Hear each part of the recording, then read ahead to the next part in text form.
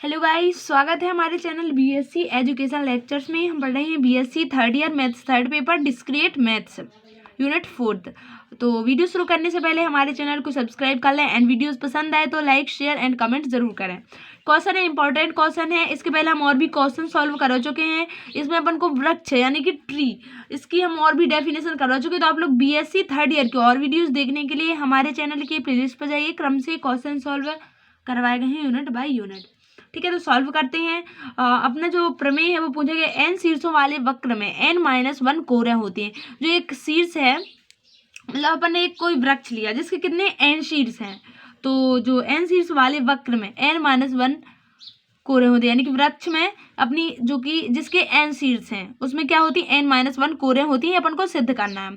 तो माना टी भी एक वृक्ष है, स्पष्टता टी में कोई परिपथ नहीं, यानी कि जो वृक्ष होता है उसमें कोई परिपथ नहीं होता है। तो अपन यही बोल रहे हैं, माना टी भी एक वृक्ष है, स्पष्टता टी में कोई परिपथ नहीं है। अब हम इस प्रमेय को की उत्पत्ति शीर्षों की संख्या पर गणितीय आगमन विधि के प्रयोग से करेंगे। यानी कि जो शीर्ष होंगे जी n शीर्ष, इसकी उत्पत्ति कैसे करेंगे, गणितीय आगमन विधि से। इसका फॉर्मूला होता है b = e+1। ठीक है, तो अब हम दर्शाएंगे b = e+1, ये होता है। ठीक है, अपन को क्या दर्शाने की, इसमें n शीर्ष हैं, तो अपन ने गणितीय आगमन विधि से क्या लिख दिया, b = e+1 mod e+1। इसको दे दिया अपन ने इक्वेशन फर्स्ट।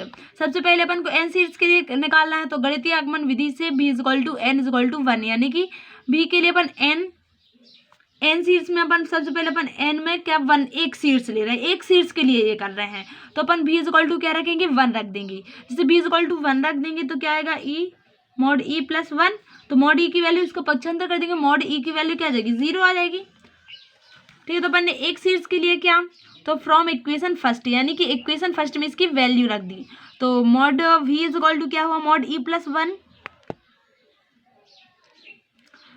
ठीक है, तो mod v की वैल्यू क्या रख दी अपन ने यहाँ पे, 1 1 इसका पक्षांतर कर दिया, e को इस साइड लिया, v को इस साइड लिया। ठीक है, तो अपन ने 1 - 1 यानी 0 आ गया। इसकी वैल्यू जो गणितीय आगमन विधि थी उसका शीर्ष 0 आ गया।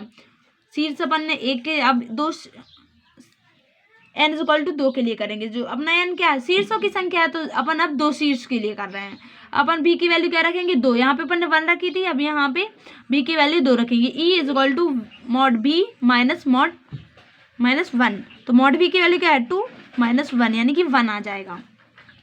कहने का ये है कि अपन सबसे पहले गणितीय आगमन विधि लगाएंगे। अपन n, मतलब जो इसकी शीर्षों की संख्या क्या है, n रखी है अपन ने। तो n के लिए अपन ने पहले 1 के लिए लिया, मतलब एक शीर्ष के लिए, फिर 2 शीर्ष के लिए, फिर 3, फिर n, मतलब n तक जाएंगे इस प्रकार। ठीक है, तो ये होता गणितीय आगमन विधि का फॉर्मूला, ये पता होनी चाहिए। अपना फर्स्ट स्टेप यहाँ से अपन का कंप्लीट होगा, मतलब 1 2 3 n तक ले जाएंगे।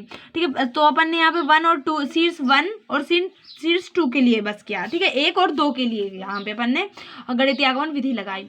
अपन इसके आगे करेंगे। अब देखो यहाँ पे, माना प्रमेय n से क्रम शीर्षों के वृक्ष के लिए सत्य। देखो, यानी कि अपन ने n = 1 के लिए ले लिया, n = 2 के लिए ले लिया, और अब n = मतलब n तक ले जाएंगे अपन। ठीक है, ये अपन के लिए सत्य हो गया। अब हम क्या दर्शाएंगे, n शीर्षों सहित, यानी कि जी n तक हो गया। अब n शीर्षों सहित वृक्ष पर विचार करते हैं, यानी कि अब n पहले अपन जैसे n को छोड़ देते हैं। ठीक है, 1 2 3 4 99 तक, मतलब जितना अनलिमिटेड। तो अब अपन क्या लिखते हैं, n शीर्षों सहित, यानी कि जो लास्ट का शीर्ष भी ले लेते हैं। अब हम n शीर्षों सहित लेंगे। ठीक है, तो माना n शीर्षों सहित वृक्ष टी में एक bi और bj चित्रानुसार है। देखो, ये अपन का ये हो गया, अपन ने 2 वृक्ष ले लिया, इसको मान लिया t1 और इसको मान लिया t2। ठीक है, और ये bi और bj, और इसकी जो बीच की दूरी क्या है, e के लिए है। इसको क्या कहते हैं, पथ। इसमें अपन ने एक पथ लिया है e के, और 2 वृक्ष लिए t1 व t2, और बीच में अपन ने vi और bj लिए हैं। ये वृक्ष क्यों ले रहे हैं, क्योंकि अब अपन को क्या चाहिए, n-1 के लिए चाहिए, इसलिए अपन ये ले रहे हैं। अभी तक अपन ने सिर्फ n शीर्षों के लिए लिया है, लिया है, तो अब लेना अपन को n-1 के लिए, इसलिए अपन ने ये 2 वृक्ष ले लिए, t1 और t2, और vi और bj इसके। ठीक है, और ये ई के क्या है, इसका पथ, यानी बीच की दूरी कहलाती है। अब देखो आगे देखते हैं, vi और bj के मध्य केवल एक पथ ई के होगा। भी आई और भीजे के मध्य केवल परिपथ ई के होगा, ठीक है, इसके अतिरिक्त अन्य कोई पथ नहीं होगा। अब यदि ई के को निष्कासित मतलब इसको अलग कर दिया जाए, निष्कासित, तो अपन के ये दोनों बचे गए।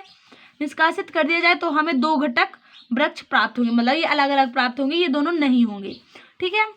तो ये अलग अलग प्राप्त होंगे जिनमें शीर्षों की संख्या n से कम होगी। जब इसको हटा देंगे तो मतलब शीर्षों की संख्या क्या होगी, n से कम होगी, यानी कि n-1, ठीक है। अभी क्या है n, मतलब अभी क्या है, शीर्षों की संख्या n है, लेकिन जब इसको हटा देंगे तो शीर्षों की संख्या n-1 हो जाएगी। अतः दोनों मतलब जिनमें शीर्षों की संख्या n से कम होगी, अतः दोनों घटकों वृक्षों में प्रमेय सिद्ध होगी। अब देखो ये बात समझ में आई। देखो T1 और T2 दो वृक्ष हैं, इसका पथ क्या है, ई के है। यदि इसको ई के को हटा दिया जाए तो शीर्षों की संख्या क्या होगी, n-1 हो जाएगी अगर इसको हटा देंगे तो। अब देखो अपन के T1 और T2 के लिए गणितीय आगमन विधि लगाएंगे। अभी अपन ने सब T के लिए लगाई थी, मतलब एक वृक्ष के लिए लगाई थी, अब दो वृक्षों के लिए लगानी होगी। अब देखो अपन ने माना जो T1 और T2 दो वृक्ष, गणितीय आगमन विधि से इन दोनों वृक्षों T1 व T2 में माना, यानी दोनों वृक्ष T1 और T2 में शीर्षों की संख्या क्या होगी, जो n1 होगी वो लेस देन होगी n के, तथा T2 में शीर्षों की संख्या क्या होगी, n2, जो n से छोटी होगी। इस प्रकार है कि n = n1 + n2, मतलब ये हो गया T1 के लिए और ये हो गया अपना T2 के लिए, ठीक है। तो अपन का जो गणितीय आगमन विधि क्या होती है, V = mod E + 1। तो यहाँ से अपन mod E की वैल्यू निकालेंगे, mod V - 1, mod V की वैल्यू क्या है, n, mod V की वैल्यू क्या है, n, तो mod V यानी कि mod V तो n-1 लिख सकते हैं इसको। तो T1 के लिए गणितीय आगमन विधि से क्या लिख सकते हैं, mod E = mod V - 1। देखो इसका फॉर्मूला क्या होता है, mod V = होता है mod E + 1, ठीक है। तो अपन क्या लिख सकते हैं, mod E = mod V - 1।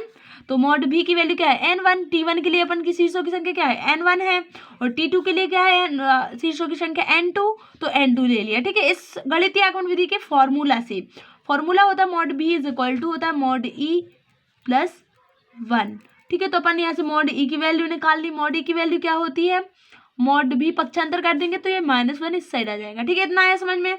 अब देखो अब यदि ई के को वापस जोड़ देते हैं, अभी ई के को अपन ने हटा के किया था, अब ई के को यदि वापस जोड़ देते हैं तो mod V, अपन पहले mod V की वैल्यू, जब ई के को अपन वापस जोड़ देते हैं, ठीक है। अभी ये बिना ई के का है, अभी ई के को यदि वापस जोड़ते हैं तो ई के को जब वापस जोड़ देंगे तो mod V की वैल्यू क्या हो जाएगी, n1 + n2 = n हो जाएगी। mod E की वैल्यू क्या हो जाएगी, mod, क्योंकि अपन को इसमें फिर से वैल्यू रखनी पड़ेगी जो गणितीय आगमन विधि का फॉर्मूला होता है। तो mod E की वैल्यू निकालेंगे, mod E1 + mod E2। E1 की वैल्यू क्या है, ये है अपनी E1 की वैल्यू n1 - n-1 और E2 की वैल्यू क्या है, देखो इसका तो अपन ने ये लिख लिया। अब इसकी वैल्यू निकाल रहे हैं, तो mod E की वैल्यू क्या है, n1 - 1, mod E2 की वैल्यू क्या है, n2 - 1 + 1 + 1 - 1 कैंसिल, क्या बचेगा, n1 + n2 - 1। तो n1 + n2 की वैल्यू क्या है, n है, तो mod E = n-1। यहाँ पे सिद्ध हो गया कि अतः n शीर्षों वाले वक्र में n-1 कोरें होती हैं। ये अपना ई क्या है, कोरें कहलाती हैं, तो n-1 कोरें होती हैं। सबसे पहले अपन को ये देखना, सबसे पहले अपन को गणितीय आगमन विधि का फॉर्मूला पता होना चाहिए कि क्या होता है। गणितीय आगमन विधि में सबसे पहले शीर्ष 1 और शीर्ष 2 के लिए करते हैं, यानी कि n तक ले जाते हैं। गणितीय आगमन विधि का फॉर्मूला ये होता है। तो सबसे पहले अपन n = 1 रखते हैं, शीर्षों की संख्या n = 1 रखते हैं, फिर n = 2 रखकर गणितीय आगमन विधि निकालते हैं, ठीक है। तो ये हो गया अपना। फिर इसके बाद अपन को दो वृक्ष लेने हैं, T1 और T2। दो वृक्ष T1 और T2 ले लिए, जिनमें मतलब जो पथ होता है वो ई के, जिसको अपन जोड़ते हैं तो अपन अलग अलग लेते हैं, उसको यदि हटा देते हैं तो उसकी अलग स्थिति होती है, ठीक है। अपन ने भी आई और भीजे ले लिए।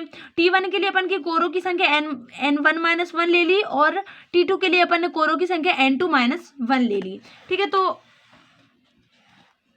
n = n1 + n2, ये धर देते हैं। यदि इसको मतलब अलग कर दिया जाए तो ये अलग अलग हो जाएंगे, जैसे ई के को हटा दो, बिल्कुल हटा दो पूरा, तो ये अलग अलग हो जाएंगे। तो T1 के लिए अलग लेंगे, T2 के लिए अलग लेंगे कोरों की संख्या, ठीक है। और यदि इसको वापस जोड़ देते हैं तो इसको फिर प्लस करके जो गणितीय आगमन विधि होती है उसमें फॉर्मूला यूज करते हैं गणितीय आगमन विधि का, तो इसमें फिर वैल्यू पुट कर देते। मॉड v की वैल्यू क्या होगी, अलग अलग शीर्षों के लिए n1 प्लस n2 t1 के लिए ली थी और t2 के लिए, मतलब दोनों को जोड़ दिया।